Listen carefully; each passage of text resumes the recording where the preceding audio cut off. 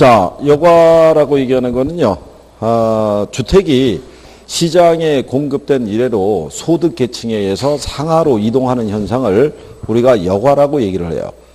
그래서 소득 계층에서 상하로 우리가 이동하기 때문에 거기 여러분들이 보시면 상향 여과라는 게 있고, 그 다음에 무슨 여과가 있어요? 하향 여과. 얘는 하위 계층이 사용하던 주택이 상위 계층의 사용으로 전환되는 걸 얘기를 하고, 이거는 상위 계층이 사용하던 주택이 하위 계층의 사용으로 전환되는 것을 얘기해요. 이 개념은 알아야 돼요. 시험에 개념은 가끔 물어보니까. 단 하위 계층이 사용하던 주택이 상위 계층의 주택으로 그냥 넘어가지는 않으니까 주로 재개발이라든가 재건축을 통해서 바뀐다는 얘기가 되겠고요. 그러면 여기 가상적인 도시가 하나 있어요. 여기 기존 주거지역이 있어요. 자, 기존 주거지역은 8평, 11평짜리 주택으로 돼 있어요. 자, 그러면 8평, 11평짜리 주택에서 살던 사람들 있죠. 이 사람들이 소득이 증가한 거예요. 그러면 조금 더 규모가 큰 주택으로 이주하고 싶은데 자기네가 현재 거주하고 있는 지역은 규모의 변화가 없으니까 이주가 불가능할 거 아니에요. 근데 이쪽에 만약에 판자촌이 있어요. 그러면 여기는 상대적으로 하위 계층이 살고 있던 주거지역이잖아요. 얘네가 재개발이 되는 거예요. 그러면서 15평에서 20평형짜리의 주택이 새롭게 지어져요. 그럼 새롭게 지어졌으니까 얘네가 이제 공가가 발생했겠죠. 그러면 얘네가 이제 소득이 늘어난 사람들은 일로 이주할 수 있어요, 없어요? 그렇게 들어가는 게 무슨 여가? 상향 여가인 거예요. 근데 이 도시에 경계라든가 외곽에 살고 있는 소득이 낮은 계층이 있죠. 뭐 방 한 칸짜리 이렇게 살고 있는 사람들. 이 사람들도 주거 이동을 하고 싶은 거예요.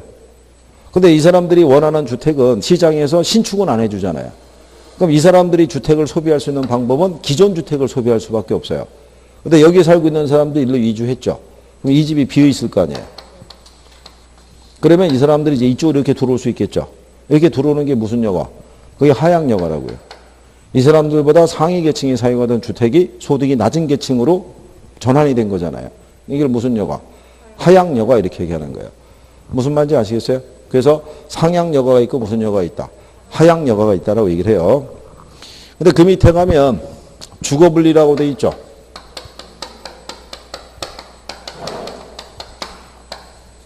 주거분리라는 것은요,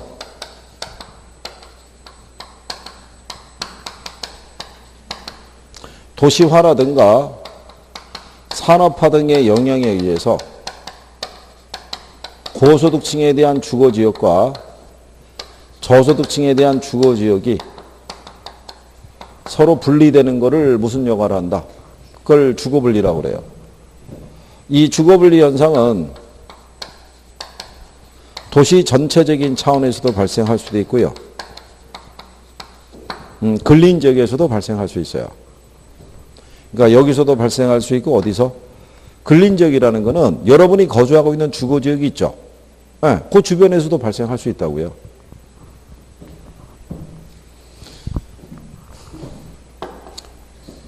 여기가 예를 들어서 충남인데 충남 여기 대전시로 들어가네 원래? 충남에 들어가네? 충남인가요? 충남에 원래는 이렇게 돼 있는데 지금 세종시라고 하나 생겼잖아요. 여기가 주거 환경이 제일 좋단 말이에요. 그렇죠? 그러면 기존에 주거지역에 있던 사람들이 일로 이주하고 싶을 거 아니에요. 주거환경이 좋으니까. 근데 다 갈 수는 없잖아요. 뭐가 있는 사람만. 소득이 있는 사람만. 그러면 소득이 있는 사람도 일로 갈 거고 소득이 없는 사람은 머물 수밖에 없잖아요. 이 과정에서도 주거분리는 발생한다는 거예요. 도시 전체적인 차원에서. 무슨 말인지 아시겠어요? 그러면 세종시가 지금은 행정도시로 바뀌어 있지만 여기 주거 형태가 다 아파트로만 100% 채워진 건 아닐 거란 말이에요. 이 안에 잘라보게 되면 이렇게 아파트 단지가 들어서 있는데 이 주변은 여전히 농가주택이 이렇게 있을 수도 있어요, 없어요? 있으면 여기에서도 고급 주거, 고소층의 주거지역과 저층의 주거지역이 이 안에서도 분리될 수 있다는 얘기예요. 그러니까 도시 전체에서도 나올 수 있고 어디서도. 근린지역에서 발생할 수 있는 거예요. 그러니까 근린지역에서는 발생하지 않는다 그러면 틀리는 거예요. 요게 시험에서 한 2번 나왔었어요. 2번.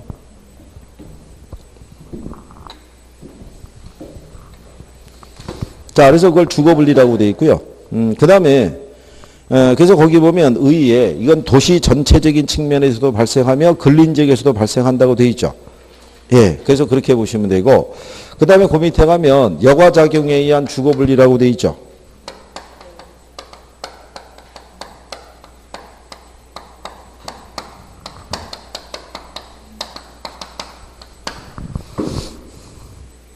고급주택지역과 저급주택지역이 이렇게 나와 있는데요. 그게 무슨 얘기냐면 이런 얘기예요.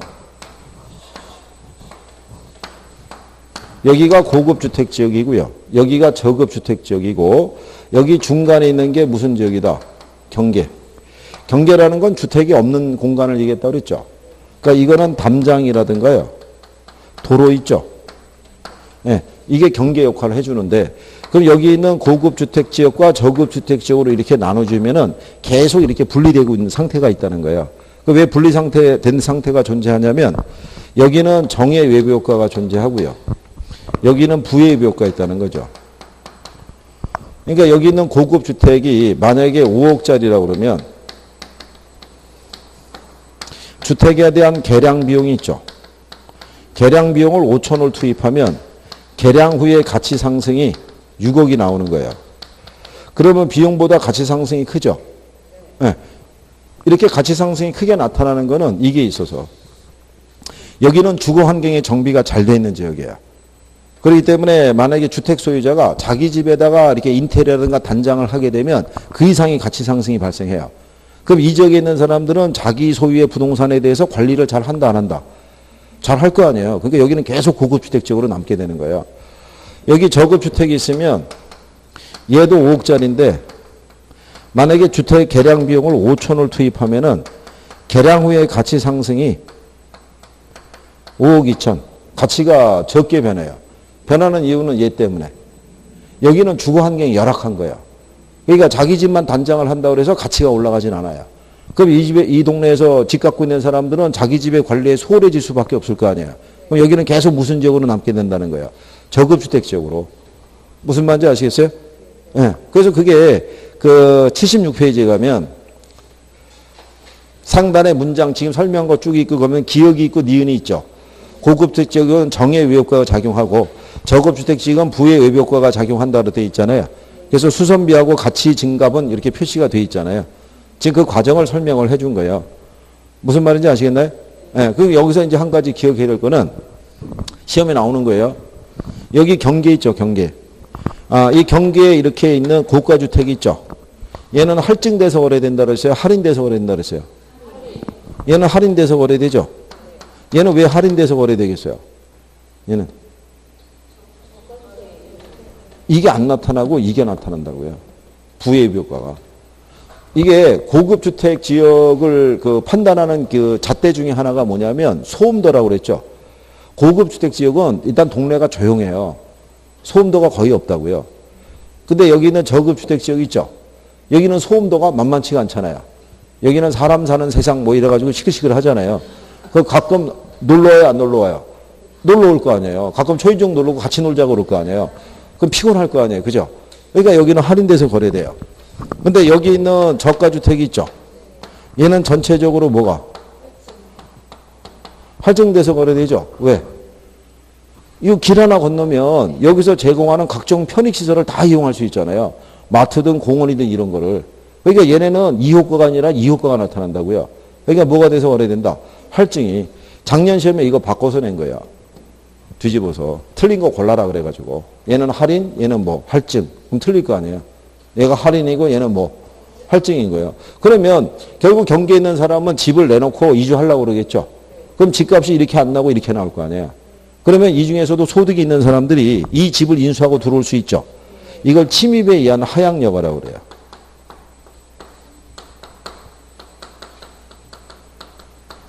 이렇게. 그러면 경계가 이쪽으로 확산이 되죠. 그럼 이 주택이 또 경계로 나오겠죠. 그럼 똑같은 과정이 되풀이 되면 결국은 얘네가 뭐로 바뀌어요? 이거로 바뀌는 거를 뭐라고 그런다? 계승 또는 천이라고 그래요. 이게 천이라는 거는 원래 있던 원주민이 교체를 하는 걸 얘기를 해요. 그걸 뭐라 한다? 천이. 그러니까 여과에서는 침입과 계승의 원리가 발생한다 안 한다? 발생한다는 거예요. 그것도 시험에 나온 거예요. 그러면 공과의 발생은 여과 현상의 중요한 요소가 될 수 있다 없다? 될 수 있는 거예요. 저기 지금 주거 이동이 되려고 그러면 집이 비워져야 되잖아요. 네, 그러니까 공과의 발생은 여과 과정의 중요한 요소가 되는 거예요. 무슨 말인지 아시겠어요? 자, 그런데 여기 경계에 있는 요 저가주택 있죠? 얘가 만약에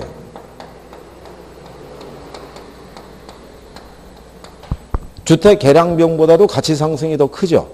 네, 그러면 얘네가 이렇게 들어가는 상향 여과가 발생할 수도 있는 거예요. 무슨 말인지 아시겠죠? 그래서 우리가 지난번에 젠트리피케이션이라고 해서 도시 재생이라고 해서 설명을 해준 거예요. 그렇죠? 못 들은 채도 소용없어요. 지금 뭐 진도를 나가야 되는데 이게 앞에 있어서 지금 해주고 있는 거니까.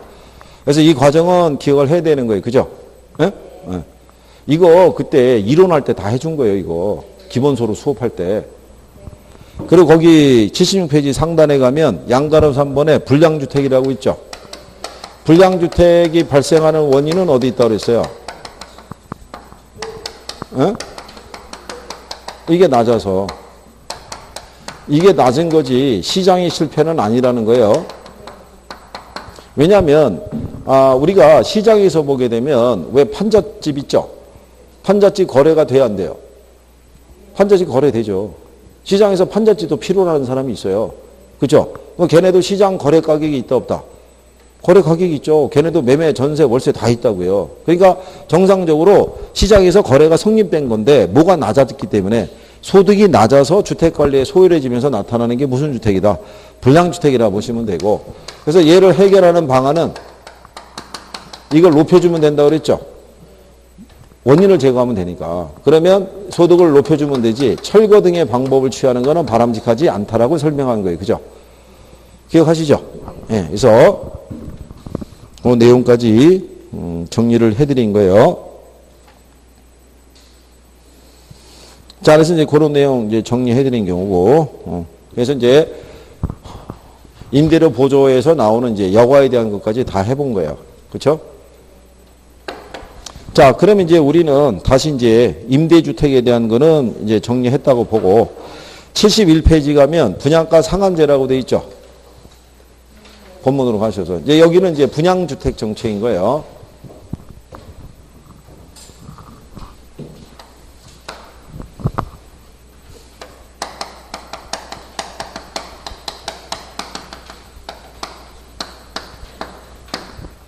제일 먼저 나오는 게 이 분양가 상한가 제도가 있죠. 주로 이제 내면은 얘가 주로 나왔던 거예요. 그죠? 분양가 상한제. 그러니까 분양가 상한제라는 것도요. 취지는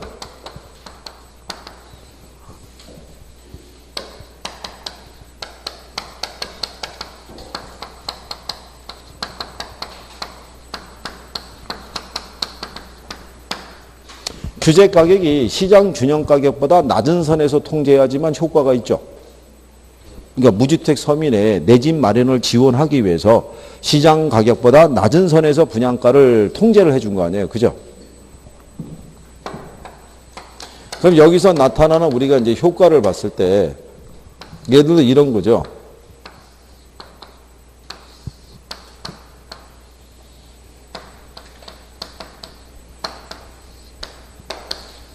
시장에 만약에 분양가가 600이라고 그랬을 때요. 그럼 30평형 분양받으면 한 1억 8천 정도가 소요가 되는데 이게 너무 저소득층 입장에서 부담이 된다고 보고 정부가 통제를 하는 거예요. 3천만 원만 받으라고. 그러면 30평형 분양받으면 9천만 원이면 분양이 받을 수 있잖아요. 그럼 지금 가격이 이렇게 통제된 거잖아요. 그죠? 그러면 수요량은 어떻게 돼요? 증가하죠. 공급량은 감소하죠. 그렇죠? 그러면 얘도 나타나는 효과 중에 하나가 뭐가 부족해져요? 공급이 부족하고 무슨 현상? 네, 초과 수요가 발생하죠. 그때 이게 여러분들 시험에 어떻게 나왔냐면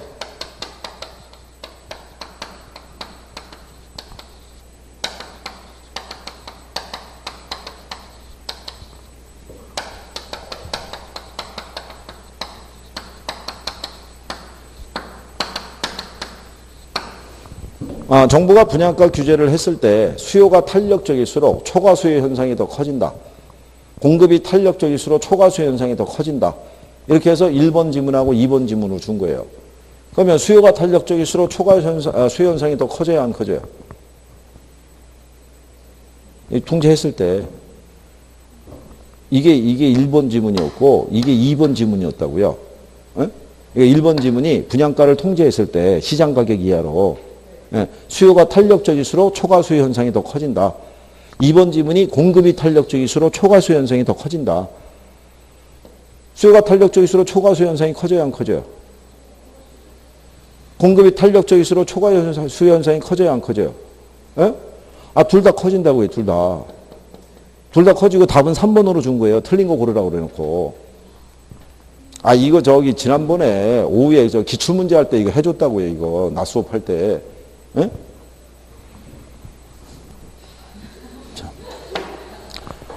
자, 여기 보시면 가만히 보세요. 지금 가격이 하락했죠? 가격이 하락하면 수요가 어떻게 돼요? 늘어날 거 아니에요. 얘가 탄력적이면. 더 많이 늘어날 거 아니에요. 아니 가격과 수요량은 반비례잖아요. 반비례. 가격이 하락하면 수요량이 늘어나죠. 탄력적이면. 더 늘어난다는 거잖아요. 그렇죠? 그러면 가격이 하락하면 공급량은 감소할 거 아니에요. 감소.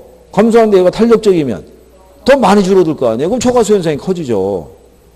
그럴 거 아니에요. 수요는 더 많이 늘어나고 공급은 더 많이 줄어드니까. 그러니까 둘 다 같은 거잖아요. 무슨 말인지 아시겠나요? 그러니까 출제자가 착각을 유도한 거예요. 착각을. 우리가 가장 약한 게 뭐냐면 표현이 같잖아요. 근데 하나는 수요, 하나는 공급이잖아요. 그러면 모르는 사람은 둘 중에 하나가 답이겠거니라고 생각하고 얘 둘을 데리고 닥달하기 시작하는 거죠. 너야 이렇게 하는 거죠. 그러면 여기 답은 3번 했는데 얘는 누워서 자고 있는 거죠. 나는 안전하구나. 이렇게. 그냥 여기까지 얘기해 준 거예요. 그때 한 거예요, 이거. 그 다음에 얘가 질적인 수준이 또 저하가 되죠. 그렇죠? 분양가 규제하면. 왜 질적인 수준이 떨어지냐면 이거 받았을 때 정상적인 자재를 써서 이게 짓는데 분양가가 싸지니까 좋은 자재를 쓸 리가 없잖아요. 그러니까 건축비에 많은 돈을 투자를 못 한다고요. 그러니까 당연히 주택의 질적인 수준이 어떻게 돼요? 떨어지겠죠. 그 다음에 주로 도심보다는 외곽의 공급이 이루어지겠죠. 도심 쪽은 택지 가격이 비싸니까 공급 못하니까 택지 가격이 싼 어디에다가 외곽의 공급이 이루어질 거 아니에요. 그죠? 그러니까 토지 이용의 비효율성을 초래할 거 아니에요. 거기가 원래 집 짓는 땅이 아닌데 집 짓기에 적합한 용도가 아닌데 말당한 데가 없으니까 그냥 거기다 집부터 짓는다는 이런 논리가 나오잖아요.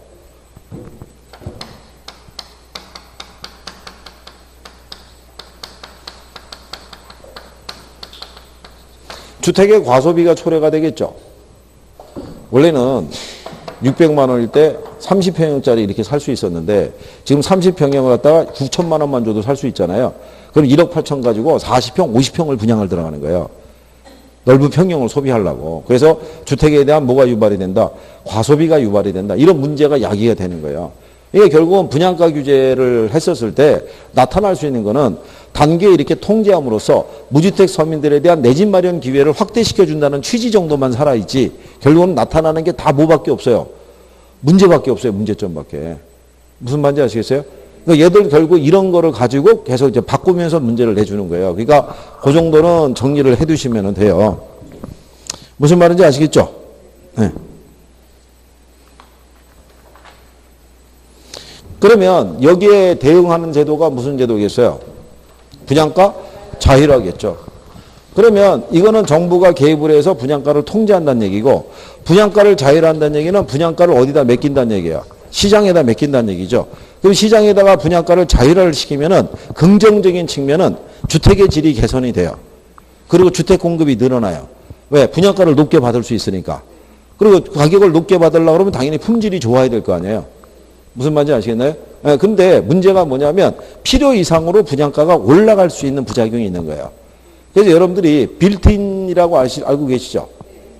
그러니까 얘네들이 분양가를 올리기 위한 방편 중에 하나가 미리 수입 가구 가전으로 안에 내부 인테리어를 했다고 해가지고 광고하면서 분양가를 높게 책정하는 거예요. 이건 수요자가 원하든 원하지 않든 간에 자기네가 이미 이거를 설치하고 난 상태에서 뭐를 높여서 책정하는 거예요. 분양가를 이렇게. 이제 이게 가격이 비싼 애들은요, 수익 가구하고 가전을 써요. 예, 그때 한번 얘기했었죠. 이 가전 중에서는 딱 하나 김치냉장고만 국내 가전 쓰고 나머지는 다 외제로 채워주고, 그리고 누군가가 그때 여기 저기 원래 이렇게 가격이 비싼 데는요, 일반인에게 공개하지도 않아요. 그게 아는 사람 아름아름 초청장 발송이 되지. 그러면 가서 이렇게 쭉 봤을 때 어떤 이제 사람이 이제 쓱 어떻게 들어가서 안에 내부를 봤나 봐요. 봤더니 변기하고 이 욕조 있죠. 예, 그것도 금도금 해놨더래요. 쫙 해가지고. 근데 여러분들이 학창시절에 배웠지만 금은 연료도율이 되게 높아요. 그러니까 욕조에다가 뜨거운 물 받아놓고 그 안에 들어가 있으면 잘못하면 익을 수도 있는 거예요. 그죠? 그래도 보기는 좋잖아요. 그죠? 노랗게 돼 있으니까. 그렇잖아요. 그러니까 그런 식으로 해놓는 거예요. 가서. 그래 놓고 뭐를 높게 받는 거예요. 예, 분양가를 높게 받는 거예요. 그래도 분양가를 규제하는 것보다는 분양가를 자율하는 게 수요자 입장에서는 훨씬 나아요. 저게 결국은 나타나는 게 부작용밖에 없으니까. 근데 대신에 분양가를 자율화를 시킨다는 얘기는 정부 입장에서는 금융적인 부분에서 주택금융에 대한 지원은 확실하게 있어야 돼요. 예, 그렇지 않으면 소비자들이 주택을 매입하는 게 쉽지 않을 수가 있어요. 왜냐하면 여기 또 어디를 가보시냐면 77페이지 있죠. 77페이지 하단에 가면 주택 선분양하고 후분양이 있죠. 예, 그럼 이렇게 연결하시면 돼요. 이 분양가를 규제를 했잖아요. 분양가를 규제하게 되면 이거는 공급자의 채산이 떨어진다고 해요. 그죠? 수익이 악화가 될 거 아니에요. 그거를 보존해 주기 위해서 정부가 허용해 준 게 선분양 제도예요. 그러니까 얘하고 선분양하고는 묶여 있다가 보시면 돼요. 무슨 말인지 아시겠죠? 그러면 얘네들은 지금 분양가 싸게 받아야 되잖아요. 근데 뭐를 도입을 하면 이 선분양은 공급자 위주의 제도예요. 그렇죠? 그러니까는 사전에 물건이 완성되기도 전에 샘플을 가지고 고객들에게 물건을 파는 거 아니에요. 그럼 결국은 고객들로부터 뭐를 조달해서 건설 자금을 조달해서 모두 안 주고 이자도 안 주고 그리고 주택을 건설하게끔 유도해 준 거예요. 그러니까 누구를 지원해 주게 한 거예요. 생산자를 지원해 주게 한 방법이 이게 선분양 제도예요. 그죠? 그러면 여기서도 나타나는 거는 뭐가 문제가 있는 거예요? 먼저 부실시공의 문제가 있잖아요. 이거. 그 다음에 나중에 시공사가 부도날 수도 있어요, 없어요? 시공사가 부도가 나면 입주자들의 입주가 지연이 될 수도 있잖아요. 그죠? 이런 문제가 발생하는 게 무슨 제도? 선분양인 거예요. 그래서 외국 사람들이 우리나라 이 제도 중에 가장 이해하지 못하는 제도 중에 하나가 이거예요. 어떻게 니네는 물건도 안 보고 돈을 줄 수 있냐 이거예요. 그 비싼 그 많은 가격을. 근데 사람들이 선분양을 또 하는 것 중에 하나는 뭐냐면 수요자들의 입장에서는 목돈에 대한 부담은 없어요. 이게 분할해서 납부하니까. 그래서 그거는 이제 하나의 강점이라고 얘기를 하지만 그래도 소비자 입장에서는 이게 훨씬 더 안 좋은 방법이에요. 그렇잖아요. 돈은 계속 먼저 주고 있는데 이거는 완성되기도 전에. 그럼 나중에 모델하우스에서 온 품질하고 완성된 품질의 차이가 날 수도 있어요, 없어요? 그걸로 분쟁이 발생할 수 있는 경우가 되게 많아요. 또 부실시공을 해가지고 완성이 된 거 나서 들어가서 살았더니 갑자기 뭐 물이 샌다거나 뭐 이런 후유증이 문제 많이 나오잖아요. 그죠? 그러면 이게 하자 보수에 관한 규정도 또 제대로 안 돼 있고, 그렇잖아요. 뭐 특별 소충, 뭐 이렇게 돈 같은 거 적립도 잘 안 돼 있고, 뭐 해서 나중에 손해, 법원에 들어가서 이게 재판 들어가고 뭐 난리가 나는 게 되게 많은 거예요. 그러면 얘 상대되는 개념이 뭐예요? 이건 수요자 위주의 제도예요. 일단은 품질 문제로 시비가 걸릴 일이 없어요. 완성된 주택이니까. 비교가 가능하잖아요. 그죠? 근데 이 제도를 도입하면 문제는 뭐냐면 정부가 융자를 갖다 확실하게 지원해 줘야 돼요. 이건 목돈이 들어가잖아요. 한 번에. 완성된 주택을 거래해야 되니까. 완성된 걸 가지고 분할 납부하겠다고 할 수는 없잖아요. 그러니까 이거는 주택금융에 대한 지원이 확실하게 되고 난 다음에 이 제도를 도입해야 되는 거예요. 이거를 주택금융의 지원제도가 없는 상태에서 이 제도를 도입하게 되면 수요자 입장에서는 집 사지 말란 얘기랑 똑같은 거예요. 당장 갖고 있는 건 계약금밖에 없는데 나머지 돈을 융자를 못 받으면 어떻게 사겠어요? 지금 같은 이렇게 대출이 규제가 되어 있는 상태에서 후분양 제도라고 그러면은 집 못 산다는 얘기예요. 되지만 얘에 비해서는 이 제도가 훨씬 나은 거예요, 실상은. 그래서 예전에 그 참여정부 때는 이 제도를 도입하려고 그랬고, 후분양 제도를, 선분양 말고, 그 다음에 분양 원가를 공개하려고 그랬어요. 분양가를. 우리나라에서 원가가 공개가 안 되는 거는 이게 주택 그 분양가가 이 공개가 안 되고 있는 거예요. 그래서 그때 타협을 본 게 그 25평 그 민영 그 25평 이하짜리만 아마 그것만 공개했을 거예요. 그리고 공개한 비용에 대해서는 따지지 않기로 하고 그렇게 해서 제한적으로. 그래서 그때 왜 공개가 안 됐냐면 이게 그 주택을 분양가를 책정할 때 그 분양가에는 인식된 비용이 있고 인식되지 않는 비용, 보이지 않는 비용도 존재한다고 그래가지고 걔들이 거부를 했어요. 그러니까 브랜드에 대한 가치라는 것도 있고, 근데 결론적으로 뭐냐면 우리나라에서는 인허가를 받는 과정에서 여러 가지의 문제가 있고 또 비용 지출이 또 있기 때문에 그런 것까지 다 드러낼 수는 없었다 뭐 이런 얘기죠. 결론은 투명하지 못하다는 얘기죠. 투명할 수 있으면은 뭐하러 저걸 공개를 안 하겠어요. 근데 물론 저 안에는 문제가 뭐냐면 이익률의 반영이나 이런 것들이 이게 틀림없이 턱없을 거란 말이에요. 그러니까 불리한 건 공개 안 하는 거예요.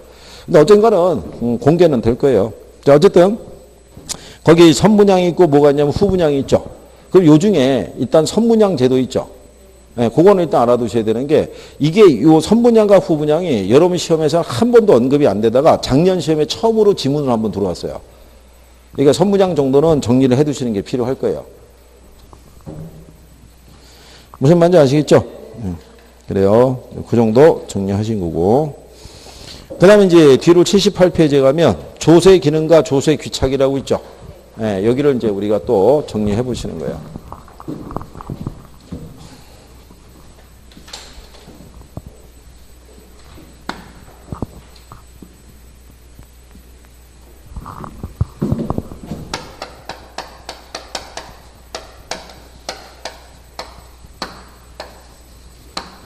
자, 조세 정책으로 들어가셔서요.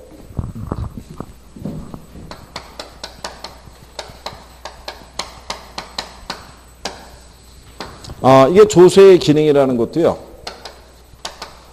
우리가 본원적 기능이라는 것도 있고 파생적 기능 이렇게 얘기하죠. 그러니까 본원적 기능이라는 것은 정부나 지자체가 국가 경영을 위해서, 그죠? 지자체를 경영하기 위해서 필요한 재원을 조달하는 게 가장 본원적인 역할인 거예요. 그죠? 근데 그러기 위해서 조세를 우리가 부과하고 걷는 과정에서 부수적으로 여러 가지의 역할이 파생될 수 있어요, 없어요? 그 과정에서 자원 배분도 유도가 되고 소득 재분배도 할 수 있고 투기를 억제할 수 있는 이런 여러 가지 부수적인 파생적인 역할도 수행이 가능하다는 얘기죠. 그죠? 정부는 국가 경영 등에 필요한 뭐를 조달을 해요? 네, 재원을 조달하는 과정에서 조세를 부과할 거 아니에요. 국세 또는 지방세로. 그 과정에서 상속세 같은 것도 부과해야 안 해요. 할 거 아니에요. 그런 거를 조세를 부과함으로써 파생적인 기능에서 이런 것도 유도한다고요. 모두. 소득 재분배 역할도 수행을 한다고요. 지난번에 설명했었죠. 우리가 소득 재분배라는 것은 시장기구를 통해서는 해결이 안 된다고 그랬잖아요. 그래서 정부가 시장에 개입을 해서 뭐를 부과함으로써 상속세라든가 증여세를 부과함으로써 소득 재분배 역할을 수행이 가능하다 이렇게 해줬잖아요. 그러니까 이런 것 등에 대한 부수적인 기능도 같이 수행할 수 있다라고 보시면 돼요. 우리가 지난번에 얘기한 게 정부가 조세를 부과한다는 것은 이런 어떤 식의 소득 재분배나 자원 배분을 유도하기 위해서 부과하는 거고 조세를 감면한다는 얘기는 경기 부양의 목적이 있다고 그랬었죠. 해당 산업이 침체돼 있을 때 주로 할 수 있는 게 뭘 할 수 있다고 그랬어요. 조세를 감면하는 거라고 그랬잖아요. 기억이 안 나시나요? 그래요. 이게 정부가 조세를 부과한다는 것은요. 소득 재분배라든가 아니면은 자원 배분 있죠. 네, 이거를 유도하기 위해서 시행을 하는 경우가 많고 조세를 감면을 한다는 것은 경기 부양의 목적이 크다고요. 그렇죠? 정부가 만약에 부동산 거래할 때 발생하는 취득세, 등록세 있죠. 이거를 감면을 한다는 얘기는 부동산 거래를 활성화시키게 하는 거라는 얘기잖아요. 그럼 부동산 경기가 침체가 돼 있으니까 침체된 경기를 활성화시키기 위해서 대부분 하는 게 뭐를 해주는 거예요? 조세를 감면해 주는 거예요. 그래서 그 몇 년 새에 계속 논쟁이 되고 있는 게 왜 기업들에서 법인세를 감면해 줬잖아요. 그 법인세를 감면해 준 게 벌써 한 10년 전부터 감면해 준 거란 말이에요. 그럼 그거를 가지고 기업들이 현재 경기가 어려우니까 그 감면받은 걸 갖고 다시 투자를 유도하기 위해서 감면을 해준 건데 실제는 투자로 안 이루어지고 그게 현금으로 쌓여 있다라고 지금 얘기하는 거 아니에요. 그게. 그래서 이제 그게 문제가 되고 있다라고 얘기하는 거죠. 어쨌든 이런 게 이제 조세 기능이고요. 그 다음에 조세 귀착에 문제가 있다 그랬을 때 그게 이제 조세의 전가와 귀착이죠. 그래서 우리가 지난번에 이 조세와 전가와 귀착에 대해서는 얘기를 한번 해봤었어요. 그죠?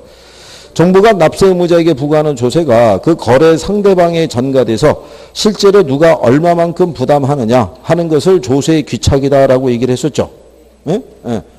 그러면 누가 더 많이 귀착이 되느냐 여부는 결국은 수요와 공급의 탄력성의 크기에 따라 틀려진다라고 얘기했어요. 그죠? 우리가 그때 얘기한 것처럼 정부가 만약에 생산자에게 조세를 부과하면 생산자에게 부과한 세금의 전부 또는 일부가 누구에게? 소비자에게 또는 일부가 요소 공급자에게 이렇게 전가될 수 있다고 그랬죠.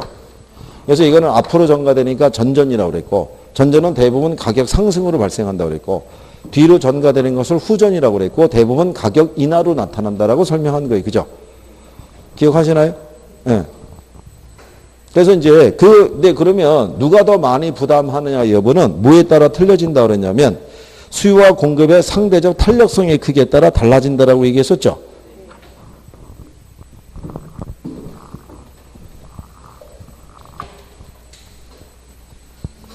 그래서 그때 우리가 정리해드린 게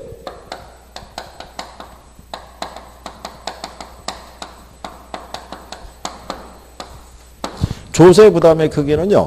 정부가 수요자에게 조세를 부과했다 해서 수요자 부담이 더 커지고 공급자에게 조세를 부과했다 해서 공급자의 부담이 더 커지는 건 아니라고 그랬죠.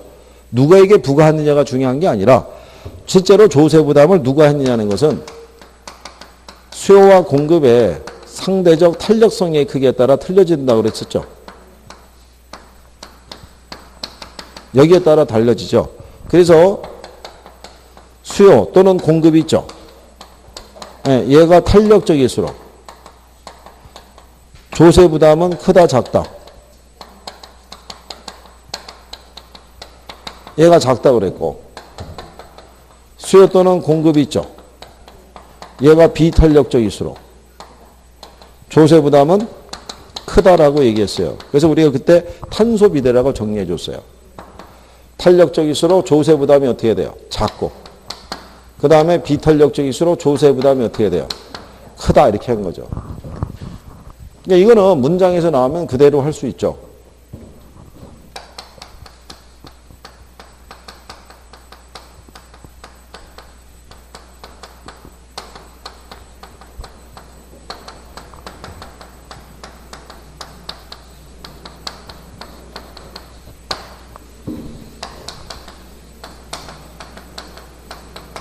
자, 수요가 탄력적이고 공급이 비탄력적인 시장에서 조세가 부과되죠. 누구의 부담이 더 커져요? 얘가 탄이니까 공급자 부담이 커지죠. 네, 그러면 만약에 수요가 탄력적이고 공급이 비탄력적인 시장에서 누구에게? 공급자에게 조세가 부과되면 공급자에게서부터 수요자에게 전개되는 부분이 크다 작다? 작아질 거 아니에요. 얘는 비탄력이니까 얘는 탄력이고 대부분의 공급자들이 누굴 얘기하겠어요? 임대업자. 주택 소유자 이렇게 지칭할 거 아니에요. 무슨 말인지 아시겠나요? 그러니까 표현만 조금 다르게 해주는 거예요. 똑같은 거니까. 에? 그래서 그 문장에서 이거 써주죠. 당연히. 이거 구분을 해줘야 되니까 이 문장이 안 들어올 수가 없잖아요. 그죠? 그러니까는 맞추는 거는 별 어려움이 없다고 그랬고 이렇게 해서 이거 우리가 그래프로 그래서도 확인을 해봤었잖아요. 그렇죠? 에? 학교는 수업 들어오기 전에 사전에 회의하고 들어오나 봐요. 그죠? 야, 학교 선생님 뭐 물어보면 말이야. 일단은 못 들은 채를 해야 돼. 그래야지 그 인간이 일단은 뭐를 한번 쭉 할 거야. 이렇게 해가지고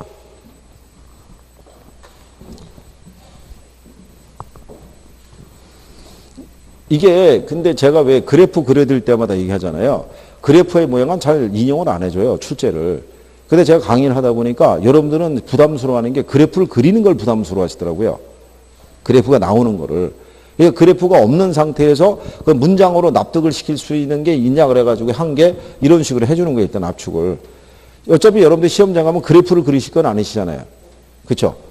근데 이제 우리가 과정에서 지난번에 그래프를 여기서 그려보고 다 해보긴 다 해봤어요. 자, 우리가 이렇게 구성이 되어 있다라고 가정했을 때 이게 원래 기울기도 한 세 종류로 우리가 표현할 수 있는데 가장 일반적인 기울기 형태를 갖고 얘기하는 거죠. 그러면 여러분들이 배우신 바에 의하면 얘는 지금 기울기 완만하고 얘는 급하죠. 그러니까 얘가 지금 탄력이고 얘가 어떻다. 비탄력이라는 가정에서 지금 여기 있는 공급자 있죠.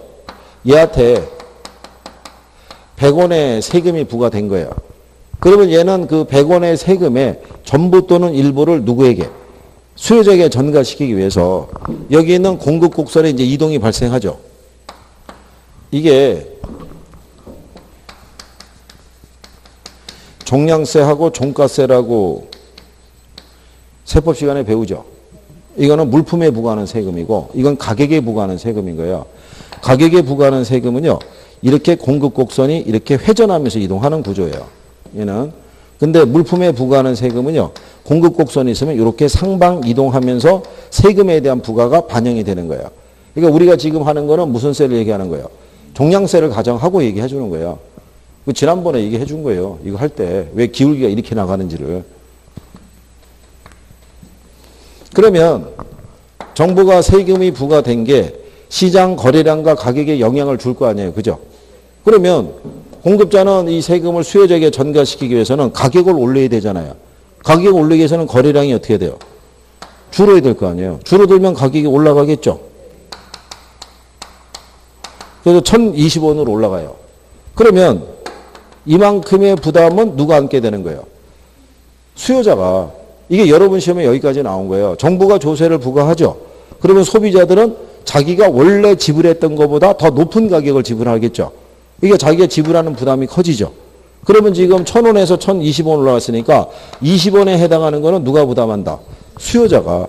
그러면 공급자는 1,020원을 받고 팔아서 100원 세금을 내야 될 거 아니에요. 그러면은 1,020원에서 100원 빼면 남는 게 얼마예요? 920원이잖아요. 이게 공급자 가격이라고 해서 이게 공급자의 실제 수입이라는 거예요. 이게 시장 가격은 아닌 거예요. 시장 가격은 얼마예요? 1,020원이고 이거 받고 팔아서 공급자가 100원 세금 내는 공급자의 실제 수입은 이제 920원이라는 거예요. 그러면 이만큼은 누구의 부담이에요? 공급자의 부담이잖아요. 그러면 이게 공급자니까.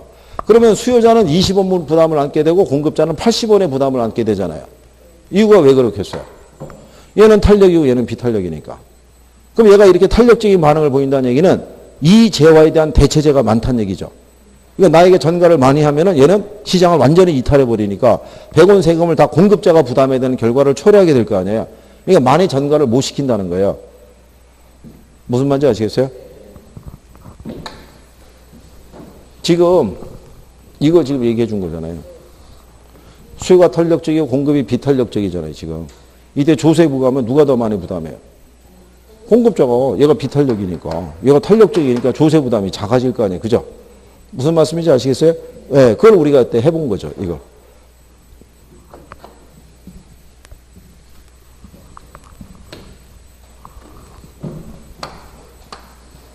자, 근데 반대로 이렇게 우리가 이제 구성을 하는 거죠. 이렇게.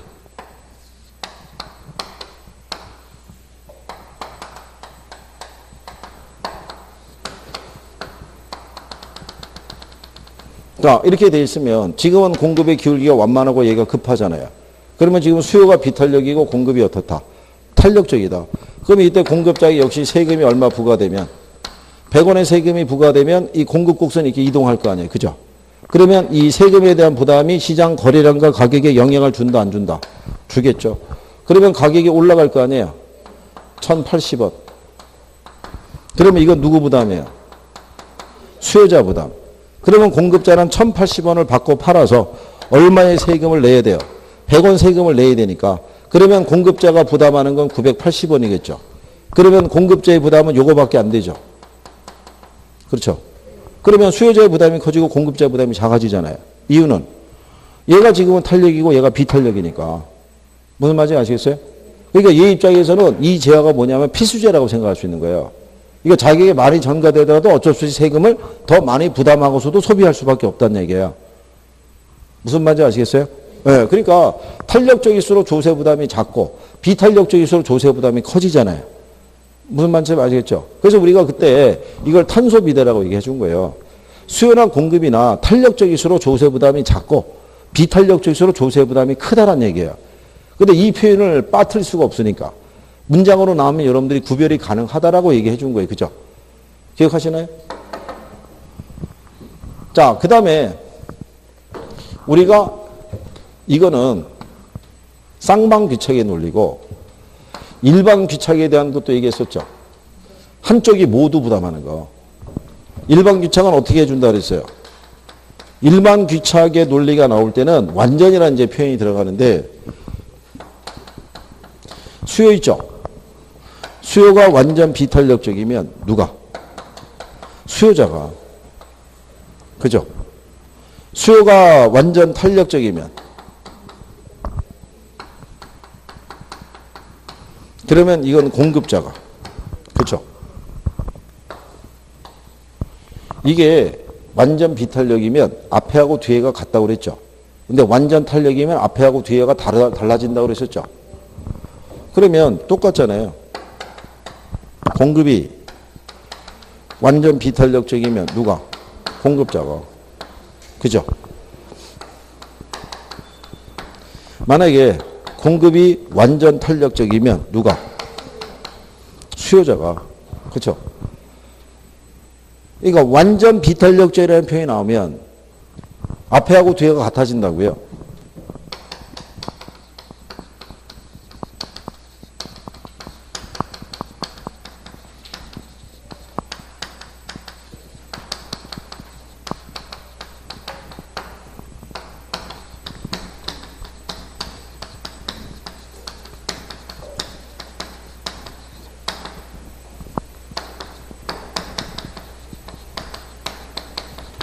수요가 완전 비탄력적일 때 조세가 부과되면 누가 다 부담하겠어요?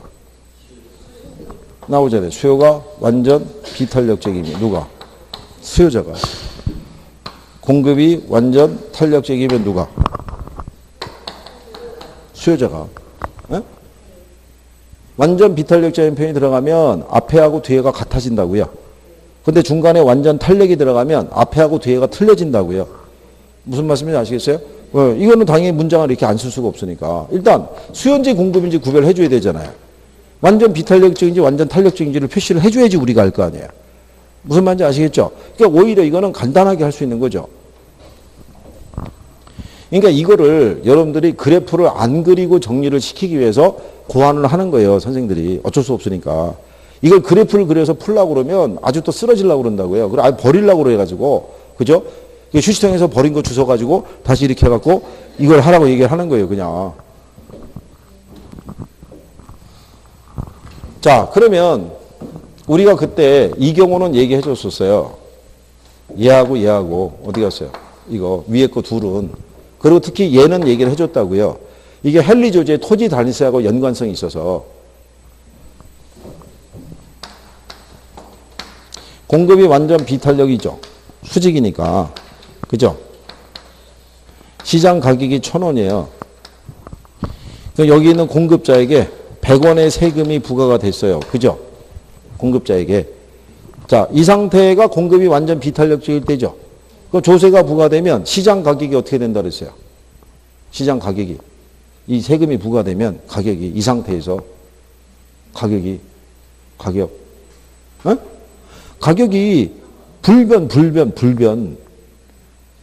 왜 불변이냐면요. 왜 공급자가 다 부담하게 되냐면 조세를 부과했죠. 그럼 공급자 입장에서는 단 1원이라도 수요자에게 전가시키고 싶을 거 아니에요. 전가시키려면 가격을 올려야 되잖아요. 가격을 올리려면 이걸 줄여야 되는데 못 줄이잖아요. 고정이니까. 그러면 공급이 불변이니까 가격이 불변일 거 아니에요. 그럼 수요도 불변일 거 아니에요. 그죠? 그러면 결국은 공급자는 1,000원 받고 팔아서 얼마 세금 내야 돼요? 100원, 그 자기가 전액 다 부담하는 거죠. 무슨 말인지 아시겠어요? 그래서 헨리 조지라는 사람은 토지에 부과하는 조세는 자원 배분의 왜곡을 초래하지 않는다라고 얘기한 거라고 그랬잖아요. 이걸 조절이 안 되니까 공급이 완전 비탄력적인 토지에 조세를 부과하면 자원 배분의 왜곡을 초래한다, 안 한다? 안 한다는 거 아니에요. 원래 여기 요거 있죠, 요거. 이게 지금 균형량이라고요. 뭐를 부과하기 전에, 조세 부과 전에, 그죠? 그건 조세 부과 전에 균형량이라는 건 수요량과 공급량이 같아지는 상태죠. 남거나 모자림이 없는 상태죠. 이때가 자원 배분이 효율적인데 조세를 정부가 부과했잖아요. 거래량이 줄었잖아요. 그럼 지금 자원 배분이 왜곡이 되는 거죠. 수요에 비해서 지금 공급이 부족한 상태잖아요. 양이 움직이니까. 근데 얘는 움직인다, 안 움직인다? 안 움직이니까 자원 배분의 왜곡을 초래하지 않는 가장 효율적인 세금이라고 얘기해 주는 거예요. 누가? 헨리 조지라는 사람이. 그죠? 그거를 일단 여러분 시험에 한 두세 번을 쓴 거예요, 이거를. 헨리 조지의 토지 단일세라고 우리가 해봤었죠? 예? 예. 그거는 용어적인 부분은 알아야 된다고요.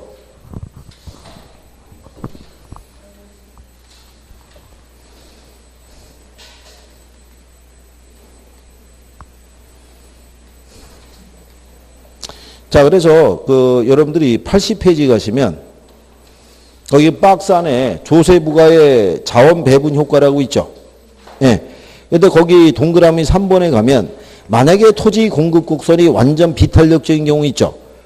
예. 거기 수요 곡선이 완전 비탄력적, 이건 빼고요.